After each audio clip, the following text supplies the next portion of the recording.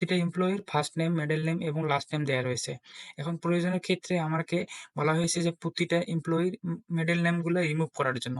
এখন আমি যদি এই মিডল নেমগুলো ম্যানুয়ালি রিমুভ করতে যাই সেক্ষেত্রে অনেক সময় লাগবে। এখানে হাজার হাজার এমপ্লয়ি ডাটা থাকতে পারে। এটা আপনি 10 সেকেন্ডে খুব ইজি ভাবে কিভাবে করবেন চলুন জেনে নেওয়া যাক। এমপ্লয়ি ডাটাকে সিলেক্ট করতে হবে। সিলেক্ট থাকা অবস্থায় Ctrl+H প্রেস করতে হবে। এখানে একটি ডায়লগ বক্স আসবে।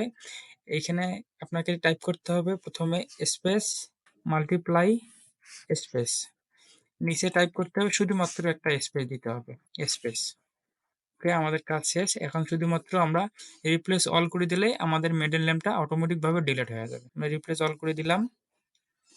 ওকে, এখানে টপ আপ মেনুতে বলে দিল all done, we made beast replacement. Okay, okay করে দিলাম, ক্লোজ করে দিলাম। দেখেন অনেক সুন্দরভাবে অটোমেটিক ভাবে আমাদের মিডল নেমগুলো ডিলিট হয়ে গেছে। এক্সেলে এবং এরকম টিপস এবং ট্রিক্স পেতে আমার চ্যানেলটি লাইক, কমেন্ট, শেয়ার করতে ভুলবেন না।